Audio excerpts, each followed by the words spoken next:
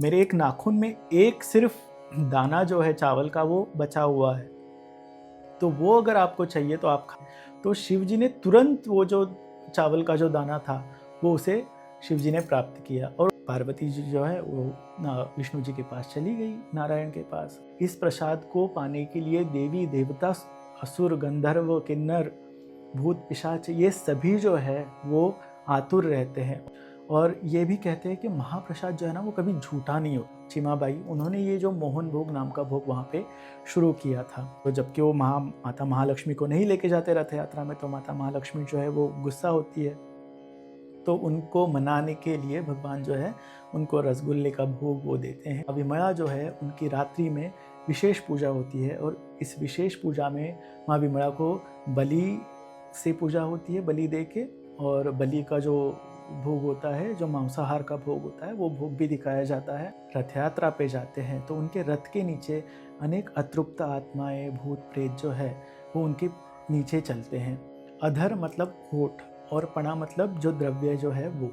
और भोग दिखाने के बाद ही तुरंत ये हांडिया जो है वो रथ के ऊपर तोड़ी जाती है। ओम नीलाचल निवासाय नित्याय परमात्मने बलभद्र सुभद्राभ्याम जगन्नाथाय ते नमः। नमस्कार दोस्तों, मैं विनायक खरात आपका इस जगह गाथा जगन्नाथ की सीरीज़ जो है वीडियो, उसके अगले भाग में सहर्ष स्वागत करता हूँ। तो दोस्तों, अब हमारा जो पिछला भाग था उस भाग में हमने देखा कि जगन्नाथ जी का रसोई घर कितना अद्भुत है। अब उस रसोई घर में जो प्रसाद बनता है, जो भोग बनता है, उस भोग की महिमा इस भाग में हम जानेंगे।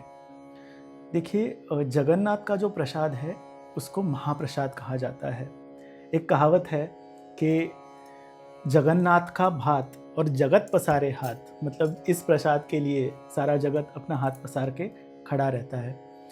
तो बाकी मंदिरों में जो प्रसाद मिलता है उसमें बहुत सारी बार कहा जाता है कि थाली में नैवेद्य दिखाया जाता है, भगवान को निवेदन किया जाता है, और वो जब बाकी प्रसाद में मिलाया जाता है तब उसका महाप्रसाद बनता है। लेकिन पुरी में जो महाप्रसाद है, वो जो पूरे की पूरी जो मटकी होती है, जो हांडी होती है, वो हांडी ही स्वयं जगन्नाथ जी के सामने पूरी रख दी जाती है। जितनी भी क्वांटिटी में वो प्रसाद बनना है उसका निवेदन होता है भगवान को, उसकी पूजा होती है, और उसी के बाद उसको महाप्रसाद का दर्जा मिलता है। और इस महाप्रसाद के बारे में, मतलब इस क्षेत्र को अन्न क्षेत्र कहा जाता है। जैसे भगवान जगन्नाथ जो है, इसको दारू ब्रह्म कहा जाता है। इनको दारू ब्रह्म मतलब, दारू मतलब लकड़ी से बने हुए जो परब्रह्म हैं उनको दारू ब्रह्म कहा जाता है। तो जैसे जगन्नाथ दारू ब्रह्म है, वैसे ही वो अन्न ब्रह्म स्वरूप में यहाँ पे विराजमान है। इसलिए महाप्रसाद को स्वयं जगन्नाथ जी का ही स्वरूप माना जाता है, इसका कभी अपमान नहीं किया जाता। और इसके बारे में अगर कितनी महती है यहाँ पे प्रसाद की और खाने की, तो मतलब एक छोटी सी स्टोरी संक्षेप में सुनाता हूँ कि अपने उत्तर भारत के एक साधु थे। उन्होंने अपने शिष्य को तीर्थाटन के लिए भेजा, और तीर्थाटन में वो जो है वो पहले उड़ीसा में पुरी गए, फिर पुरी से जाके वो तिरुपति बालाजी का दर्शन उन्होंने किया, फिर उन्होंने श्रीरंगम में श्रीरंगा जी का दर्शन किया, और रंगनाथ स्वामी का दर्शन करके वो अपने गुरुजी के पास आए। तो गुरुजी ने उनसे पूछा कि भाई क्या देखा तुमने, बताओ। तो शिष्य ने कहा, जग्गू बैठे बैठे खावे, वेंकट खड़े खड़े कमावे। मतलब जो बालाजी है वहाँ पे, वो तो कमाते रहते हैं, उनके धन की तो कोई कमी नहीं है उनको। और रंगा सोते सोते मौज उड़ावे, मतलब जो रंगनाथ भगवान जो है वो शयन कर रहे हैं, वो सो रहे हैं। मतलब ऐसे श्री भगवान विष्णु जो है तो जगन्नाथपुरी में वो खा रहे हैं। मतलब वहाँ पे भी वो शिष्य बता रहा है कि यहाँ पे तो भगवान खाने के लिए आते हैं। जैसे पिछले भाग में हमने देखा कि भगवान विष्णु यहाँ पे भोजन करने के लिए आते हैं, तो वही बात है। लेकिन उस महाप्रसाद को इतना हाई वैल्यू, इतनी हाई स्टेटस क्यों मिली?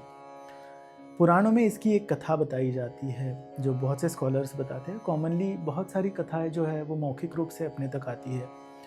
तो जगन्नाथ धाम ऐसा धाम है कि यहाँ पर वैष्णव धाम, जो स्वयं जगन्नाथ जी है, वैष्णव धाम तो है ही, मतलब जगन्नाथ जी शिव स्वरूप है, वही भैरव स्वरूप है, और वही शक्ति स्वरूप भी है, महाकाली स्वरूप भी है। लेकिन एक पॉपुलर जो मान्यता है जो वैष्णव धाम की है, तो एक वैष्णव धाम और एक शक्तिपीठ, जो सतीपीठ हम जिसे कहते हैं, माँ सती के 51 जो शक्तिपीठ है अलग अलग जहाँ पे उनके अंग गिरे, तो उनमें से एक सतीपीठ जो है वो माँ विमला देवी का है। और वो जो सतीपीठ है वो जगन्नाथ मंदिर के अंदर ही मौजूद है। मतलब माँ विमला का मंदिर जो है वो जगन्नाथ मंदिर के प्रीमाइसिस में ही है। और इसके लिए मतलब कहानी ये कही जाती है कि एक बार भगवान नारद जी जो है वो नारद जी परम भक्त वैकुंठ में चले गए, और वैकुंठ में जाके उन्होंने माँ लक्ष्मी की बहुत सारी सेवा की। अब उससे प्रसन्न होके माँ लक्ष्मी ने उनसे पूछा कि तुम्हें क्या चाहिए। तो नारद जी ने कहा कि मुझे भगवान ने खाया हुआ उनका अधरामृत, मतलब उनका झूठा अन्न मुझे चाहिए, क्योंकि वो तो जानते हैं भगवान ने अगर झूठा अन्न छोड़ा है तो मतलब वो तो कैवल्य की प्राप्ति करवाने वाला है, असीम आनंद देने वाला है। तो इसलिए उन्होंने वैसी मांग की। तो माँ लक्ष्मी ने जो है वो भगवान से प्रार्थना की, और फिर ये जो कैवल्य मतलब जो उनका झूठा अन्न जो था, उच्छिष्ट अन्न जो था, वो नारद जी को दिया। नारद जी ने वो खाया, और जैसे ही नारद जी ने वो खाया उनको अपरिमित आनंद की प्राप्ति हुई। और ये जो आनंद है जिसका वर्णन नहीं किया जा सकता, जिसको कैवल्य स्वरूप आनंद बोलते हैं, तो उस आनंद में वो भाव विभोर होकर वो नाचने लगे और विश्व में भ्रमण करने लगे। जब वो भ्रमण कर रहे थे तो भ्रमण करते करते वो कैलाश पर आए, और कैलाश पर शिवजी ने उन्हें देखा। तो शिवजी जो है, शिवजी भी परम वैष्णव है। तो वो जैसे राम जी शिव जी की पूजा करते हैं, शिव जी विष्णु जी की, राम जी की पूजा करते हैं, मतलब वो हरिहर में कोई भेद ही नहीं है, वो दोनों एक ही स्वरूप है। तो शिव जी ने फिर पूछा नारद जी से कि नारद जी ऐसी क्या बात हो गई कि आप इतने आनंद में हो। तो नारद जी ने उन्हें बताया कि मैंने कैवल्य के प्रसाद की प्राप्ति की, मैंने महाप्रसाद की प्राप्ति की, और मैंने वो प्रसाद खाया। तो शिव जी ने उनसे बोला कि क्या मुझे वो प्रसाद मिल सकता है। तो बोले कि शिव जी देखिए, मैंने तो पूरा प्रसाद खा लिया, मेरे एक नाखून में एक सिर्फ दाना जो है चावल का वो बचा हुआ है, तो वो अगर आपको चाहिए तो आप खा सकते हैं। तो शिव जी ने तुरंत वो जो चावल का जो दाना था वो उसे शिव जी ने प्राप्त किया, और उसको प्राप्त करने के बाद तुरंत उनको भी कैवल्य के आनंद की प्राप्ति हुई, वो भी भाव विभोर होकर नाचने लगे। अब ये जब लीला उनकी चल रही है तब माँ पार्वती वहाँ पर आई। माँ पार्वती ने वहाँ पर आकर देखा कि क्या चल रहा है। उन्होंने शिव जी से पूछा, तो शिव जी ने उनको कथा बताई कि उन्होंने महाप्रसाद की प्राप्ति की है। अब माँ पार्वती जो है वो गुस्सा हो गई, वो बोली कि शिव जी आप ऐसे कैसे कर सकते हैं भगवान, कि ये जो इतना महत्वपूर्ण प्रसाद है वो आपने मुझे बिना दिए आपने खा लिया, तो ये तो गलत बात है, अब ये मुझे चाहिए, अब मैं मेरे भाई जी के पास जाऊंगी, विष्णु जी के पास, और उनसे मांगूंगी। तो पार्वती जी जो है वो विष्णु जी के पास चली गई, नारायण के पास, और बोली कि मुझे आपके प्रसाद चाहिए। तब विष्णु जी ने उनको कहा कि देवी देखो, मैं जब जगन्नाथपुरी में भगवान जगन्नाथ की तरह मैं विराजमान रहूँगा, तब तुम विमला देवी के स्वरूप में वहाँ पे विराजमान रहोगी, और मेरा जो प्रसाद जो है महाप्रसाद, उसका नित्य भोग तुम्हें लगेगा। और इसीलिए जो भी भगवान जगन्नाथ जी का प्रसाद है उसको माँ विमला को भोग लगाया जाता है। और इसीलिए ही इस कहानी की वजह से ही इस प्रसाद को पाने के लिए देवी देवता, असुर, गंधर्व, किन्नर, भूत, पिशाच, ये सभी जो है वो आतुर रहते हैं, और इसीलिए इस प्रसाद को, जगन्नाथ जी के प्रसाद को महाप्रसाद कहा जाता है।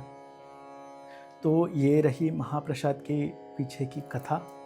और ये भी कहते हैं कि महाप्रसाद जो है ना वो कभी झूठा नहीं होता। मतलब वहाँ पे भी जब जो एक जगह है आनंद बाज़ार मंदिर के अंदर ही, जहाँ पे महाप्रसाद बेचा जाता है, वहीं पे खाया भी जाता है।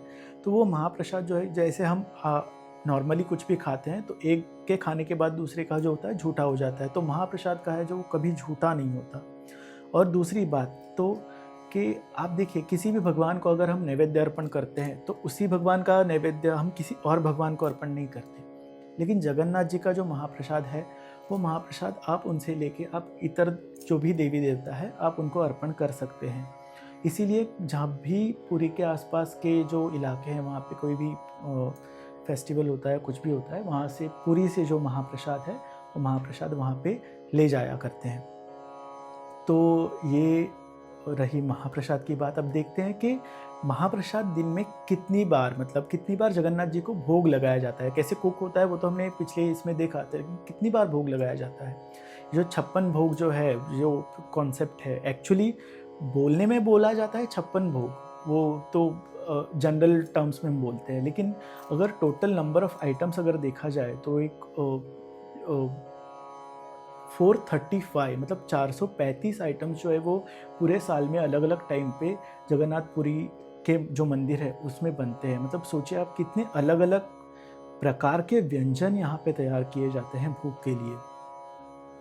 तो इस भोग में जो सुबह का जो पहला भोग होता है, तो दिन में 6 बार भोग लगाया जाता है। सबसे पहला जो भोग होता है उसे कहते हैं गोपाल वल्लभ भोग। अब ये गोपाल वल्लभ भोग इज़ लाइक अ ब्रेकफास्ट, जिसको हम नाश्ता, सुबह का नाश्ता, बाल भोग जिसे कहते हैं, वो नाश्ता है।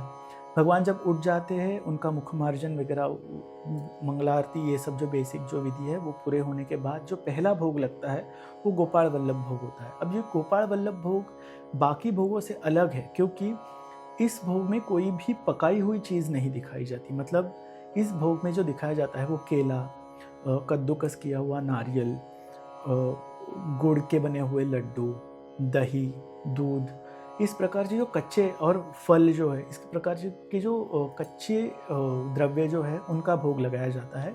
इसे गोपाल वल्लभ भोग कहते हैं। ये रसोई घर में नहीं बनता, इसको जो सेवायत है वो अलग अलग जगह से लेके आके फिर उसको वहाँ पे अर्पण किया जाता है। उसके बाद जो दूसरा जो भोग होता है उसको सकाल धूप बोला जाता है। सकाल धूप मतलब यहाँ पे देखिए, जब भी आरती होती है, आरती के समय वहाँ पे भोग लगाया जाता है। तो सकाल धूप जो है वो सुबह 9:30 9:30 के आसपास जो है वो ये भोग लगाया जाता है। इसमें वही अलग अलग प्रकार के जो व्यंजन है, जैसे भात हो गया, खिचड़ी हो गई, मिठाई अलग अलग प्रकार की, दाल, पचड़ी, ये सब प्रकार के जो व्यंजन हैं वो इसमें लगाए जाते हैं। मोटा मोटी बाकी सब जो टाइम है उसमें थोड़े बहुत फ़र्क से इसी प्रकार के व्यंजन दिखाए जाते हैं। मिठाइयाँ होती है, भात के अलग अलग प्रकार होते हैं, सब्जियों के अलग अलग प्रकार होते हैं, हर टाइम के हिसाब से अलग अलग चीज़ें दिखाई जाती है। तो सकाल धूप होने के बाद जो होता है, दूसरा जो भोग होता है मध्याह्न धूप होता है। मध्याह्न धूप, मध्याह्न मतलब दोपहर का समय, तो दोपहर के टाइम पे जो भोग लगाया जाता है वो मध्याह्न धूप होता है। मध्याह्न धूप जो है वो देखिए तीसरा हो गया अभी। फिर होता है उसके बाद भोग मंडप भोग। अब ये भोग मंडप भोग जो है, जो एक्चुअल जो भगवान का जो भोग मंडप है उसमें बहुत सारी मात्रा में ये भोग बनाया जाता है, ताकि सब जो लोग हैं, डिवोटीज जो भक्त हैं, उनको प्रसाद मिल सके। अलग अलग मठ है, उन मठों में प्रसाद जा सके। तो इसके लिए जो भोग लगाया जाता है वो भोग मंडप भोग में सम्मिलित होता है, और ये फिर बाद में बेचा जाता है। ये हो गया चौथा भोग, भोग मंडप भोग। फिर होता है संध्या धूप। संध्या धूप के समय भी अनेकों प्रकार के व्यंजन भगवान के सामने रखे जाते हैं और उनका भोग लगाया जाता है। संध्या धूप के बाद होता है बड़ा श्रृंगार वेश। ये जो भगवान सोते हैं, सोने के समय भगवान को पूरी तरह से फूलों से सजाया जाता है। उनको गीत गोविंद जो खंडुआ जो वस्त्र है जो उनको पहनाया जाता है, और उस समय जो भोग होता है उस भोग को बड़ा श्रृंगार भोग बोलते हैं, जो रात के समय। उसमें भी पके हुए चावल के अनेक अनेक प्रकार होते हैं। इसमें पखाड़ नाम की एक चीज़ होती है जो उड़िया में, बहुत उड़िया लोगों का पसंदीदा खाना है, फेवरेट फूड है, जिसमें चावल, पके हुए भात में पानी डाला जाता है, और वो पानी डाल के उसे काफ़ी समय तक रखा जाता है। फिर वो फर्मेंट होता है तो उसका एक अलग टेस्ट बनता है, और उस भात में फिर जीरे का पाउडर जो है वो पाउडर, दही, और अलग कभी मीठा, कभी थोड़ा सा स्पाइसी, ऐसे अलग अलग प्रकार के पखाड़ जो है वो बनाए जाते हैं। तो संध्या के समय, मतलब सोने से पहले, भगवान ये पखाड़ भोग जो है वो एक प्रमुख भोग होता है, वो खाते हैं। और इसके साथ अलावा, मतलब अलग अलग जो फेस्टिवल होते हैं, तो हर फेस्टिवल के भी अलग अलग भोग होते हैं।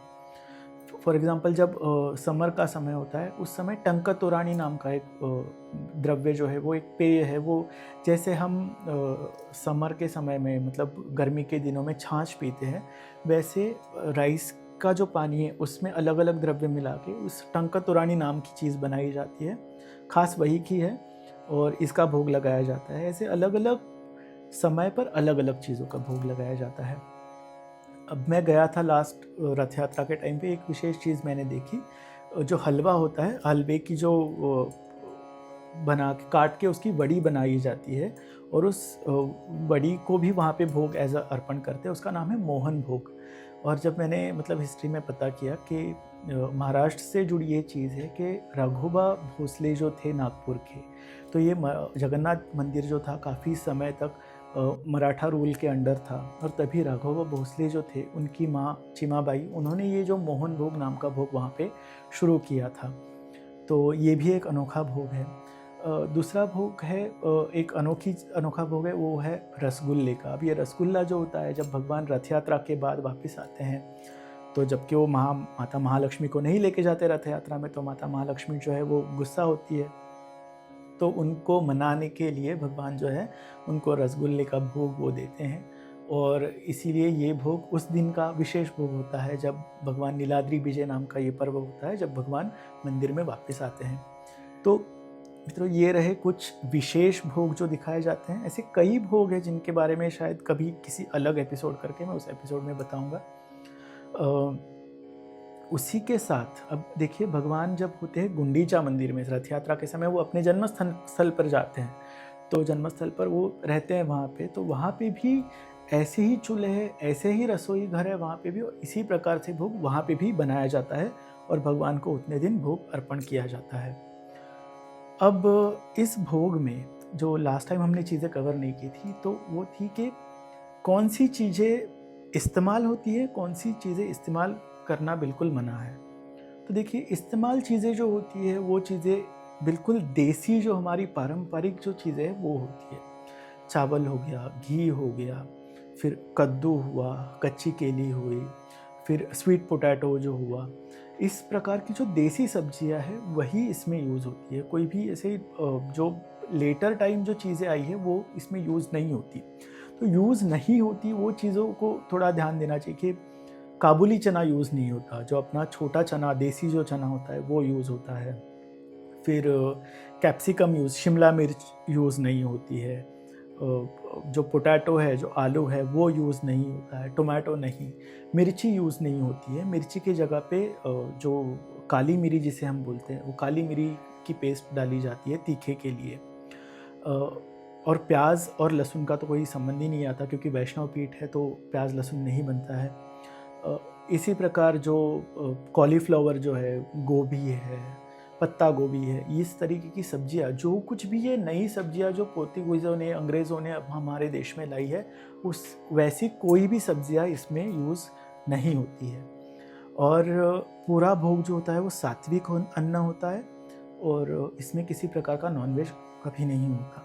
हाँ, भगवान जगन्नाथ जी के लिए कभी भी नॉनवेज का भोग नहीं होता, लेकिन याद रखिए, जबकि यहाँ पे एक शक्तिपीठ है, सतीपीठ है, इसीलिए सिर्फ नवरात्रि की सप्तमी, अष्टमी और नवमी के समय जब जगन्नाथ जी का मंदिर, जो मुख्य मंदिर है, वो बंद हो जाता है, बाकी सभी देवी देवताओं के मंदिर बंद हो जाते हैं, उसके बाद माँ विमला जो है उनकी रात्रि में विशेष पूजा होती है। और इस विशेष पूजा में माँ विमला को बलि से पूजा होती है, बलि दे के, और बलि का जो भोग होता है, जो मांसाहार का भोग होता है, वो भोग भी दिखाया जाता है। वो वहाँ पे ही जो उनके सेवायत है वो ग्रहण भी करते हैं।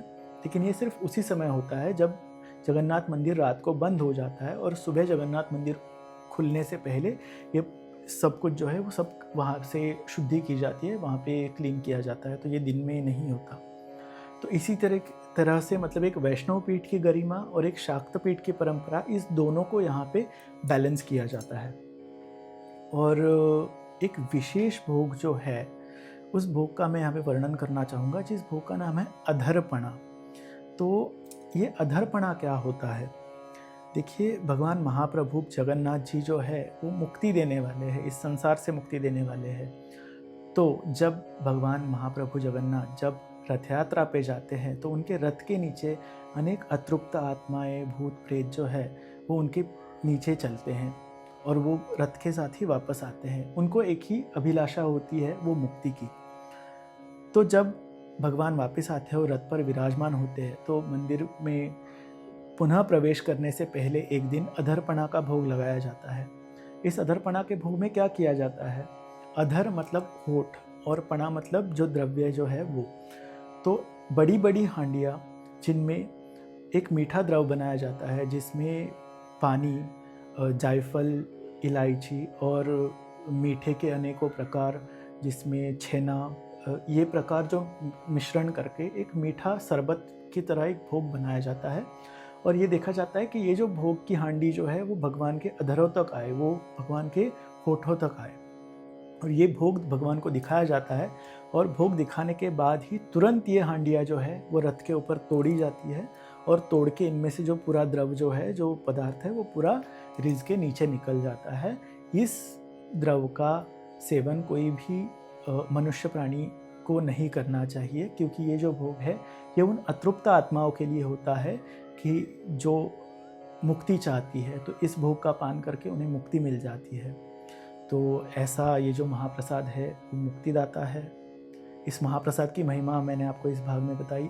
महिमा बहुत बड़ी है, मैं किसी और भाग में और भी महाप्रसाद की महिमा आपको बताऊंगा। जो अनेक संत हैं उनके बारे में जो घटनाएं हुई थी वो बताऊंगा। आशा करता हूँ कि आपको ये भाग अच्छा लगा होगा। अगर अच्छा लगा होगा तो कृपया लाइक करें, शेयर करें, कमेंट करें, और मुझे ज़रूर बताइए कि आपको ये सीरीज़ कैसे लग रही है। और ज़रूर मिलेंगे अगले भाग में जगन्नाथ जी के किसी अगले विषय पर। तब तक के लिए जय जगन्नाथ।